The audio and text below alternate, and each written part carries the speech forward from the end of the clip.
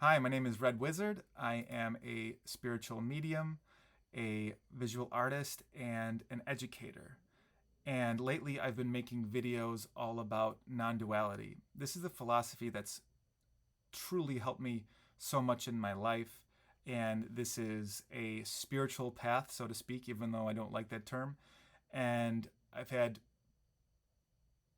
literally the most profound experiences of my life have come from following these teachings, and the peace and understanding that I have gotten or received or been blessed by is truly beyond my comprehension. And in this video series, I've been kind of really just riffing off of from my own inspiration, rattling off some of the things that I've learned. I've been reading about spirituality and different religions since I was in high school. I was adopted at birth, and that part of my life story, and that being obviously something that really kind of molded my perspective, was I was very much interested in where we all came from. Somehow, through grace, I wasn't that interested in where I came from personally. I never thought too much about, at least I didn't realize, I never thought too much about where I came from personally. I was, but like I wasn't really conscious of it. But I was conscious of the fact that I was very much interested in the different world religions and spirituality. So at a relatively young age, I was very much interested in Buddhism and Vedanta, which is what I've been teaching. So Vedanta with a V is a word that can be very helpful in your searches. Advaita Vedanta is another word that could be very helpful in your searches. Hopefully, you could still use my channel as a resource to learn more about this. But if you're like me, you probably want to get some books and dig a little bit deeper and just dive in. And I think that's what this video is for. Is I want to give you a few resources, introduce you to a few people, so you can go a little bit deeper. Now, I will share something with you that is personal, and you can feel free to believe it or not believe it. It doesn't matter. It totally sounds bizarre. But hopefully this will demystify things for you a little bit. So many of us think that in order to be spiritual, we have to put on a robe or at least go off into nature and go into a mountain and act like a Tibetan monk and be away from everything in order to get some insight.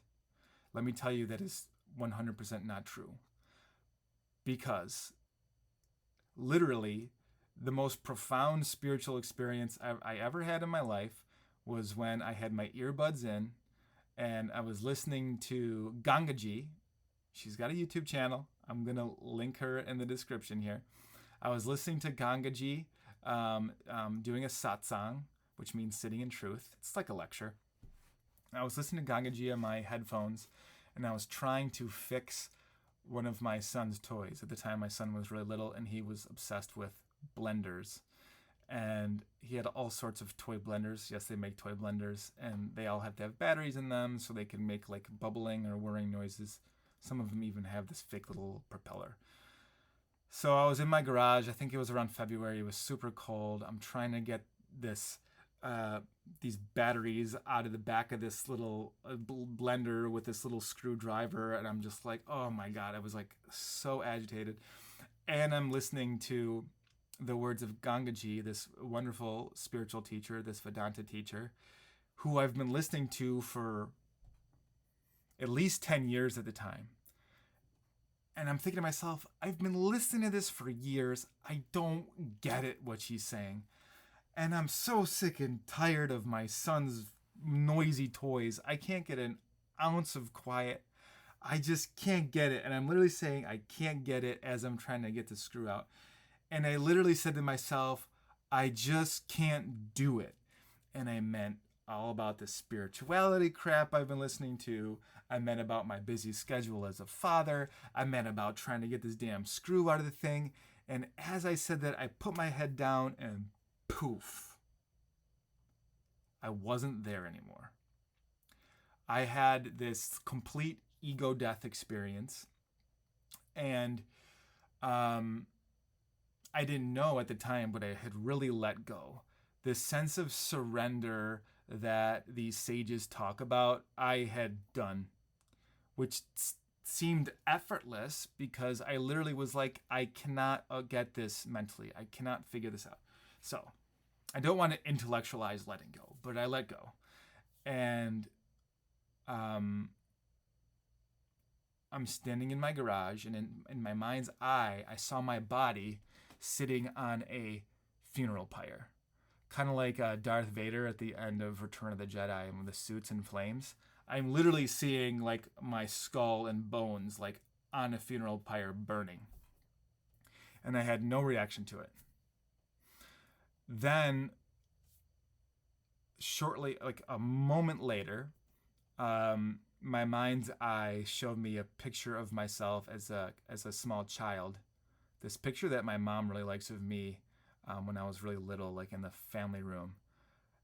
And it showed me this picture, and I felt like it was my ego's response to being like, it was some kind of negative force's response in trying to scare me, being like, wait, you let the adult die. You let that David burn on the funeral pyre, but you can't let this. You can't let this little boy go.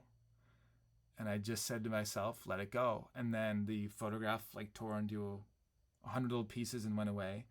And there I was standing in my garage as I was a moment ago. So all of that just occurred probably happened within 3 to 5 seconds. I'm standing in my garage, and my consciousness no longer felt like this narrow channel. I felt expansive, like I wasn't even there anymore. I was just two eyes kind of floating in space. But I'm in my garage, I'm standing there, and I walked to the garage door and was just watching the snow lightly fall on what would normally be a kind of very dull and depressing, dreary afternoon in February in New York. And I stood there and realized that I had reached the goal that I know I'd been striving for, although I intellectually could have never known what that goal was. And the entire world, including my cars in the driveway, the beautiful snow, the concrete, the most beautiful and the most mundane things, were all fully alive with the grace of the divine. This concept of holy divinity, God, was fully present in every atom of what I was seeing, including myself. So if you watched the last video, I talked about this subject-object relationship.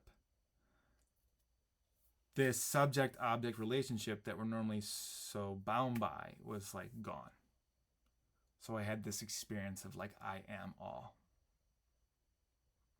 Okay? So that whole big story is just to please, to assure you that you don't need to go onto a mountaintop to have a spiritual awakening. It could happen in your garage working on a kid's toy with your earbuds in. And it could happen literally just from letting go, or literally just listening to the words of a wise sage, like the ones I'm going to share with you today.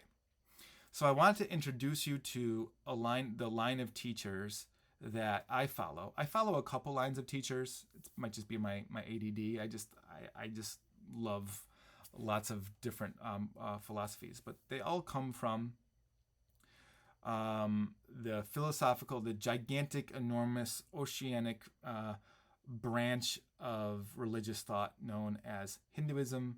But Hinduism, what does that word even mean? Again, it's so big and there's so many schools of thought within it. And this channel is about Vedanta And the teachers I'm going to teach you about are from there as well.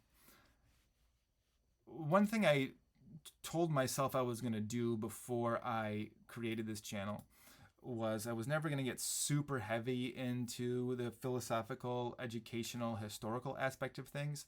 I always wanted to try to keep things kind of stream of consciousness, spur in the moment. But let's get a little bit more down to earth here for a moment. So, the line of teachers I want to introduce you to.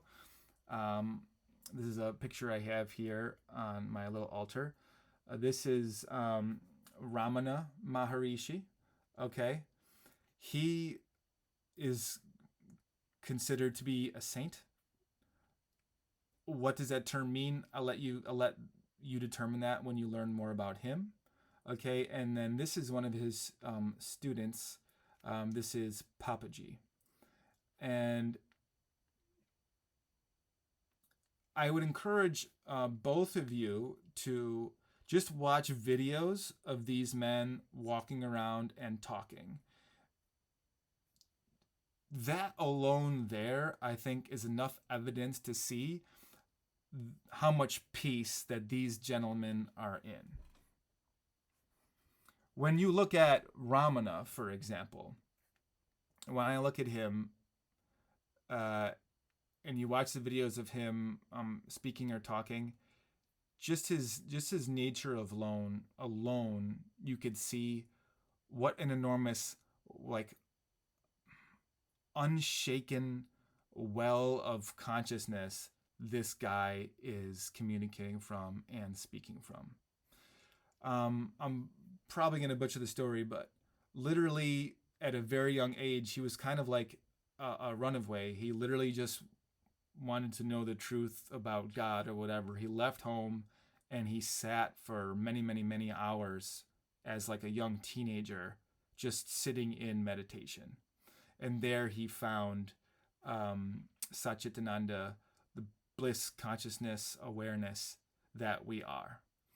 So much of his teaching is about being silent and being aware. His big question he would ask his followers is, who are you? Okay? So I'll find some cool videos of him and I'll link them. Papaji was one of his students, and Papaji, to me, again, his bliss and joy you could see just from him speaking and talking. To me, he's like the loving grandfather. He's full of jokes and wit and just profound homespun wisdom. But I believe he was also a soldier, and he was a big fan of cricket. Now, I know in the States, cricket's not huge, but think of a grandfather that you would have had that loved baseball and was a soldier, right? So two very different lives, but communicating from this same tradition, this same well of consciousness. So these are not professors. These are people who are speaking from a direct experience of this blissful, enlightened consciousness that we are trying to realize in ourselves. Now, Papaji, he has several students that are very actively teaching on social media. Gangaji and Mooji are two of the most prevalent, I would say. Gangaji is the woman who I was listening to when I had my moment with the blender in the garage. And mooji is also a wonderful resource. Mooji, I think, lives in Portugal, and he is, I believe, originally from Jamaica, and Gangaji is from the United States, and I believe she lives in the Pacific Northwest. I think they're both maybe in their 50s or 60s at this time. So I highly encourage all of you to check the links in this video to go on a little bit of a Vedanta rabbit hole. Keeping in mind, again, that you don't have to be in a mountain to be spiritual. You don't have to be some wise Buddha sage that lived 1,000 years ago either. This is all real stuff that's happening right now, and you have access to this knowledge now, today, that maybe would have taken many lifetimes to run into these sages in real life. Now you could just go on YouTube and listen to them and hear their words. If you're looking for a book, I recommend this one. This is Wake Up and Roar. These are like recorded, written down satsangs of Papaji. So a satsang is kind of like these teachers sit down. They try to put away their egos for the moment, and then they teach from the self. And the videos that I'm going to post, those are like satsangs, and this is basically a recording of a satsang. I've had this book for years, but literally I could read 2 pages of it and be like, whoa, and literally just kind of contemplate the enormous insight about our awareness that Papaji really provides. None of the videos that I share are going to really require any sort of belief. That's not something that I'm personally into. I'm not like a big faith guy, although I do have faith. I want you to know that like I started off as like really an atheist. So I think the proof is in the pudding, and these teachers really help point you to the sacred space that's already within you, your awareness. So have fun digging around.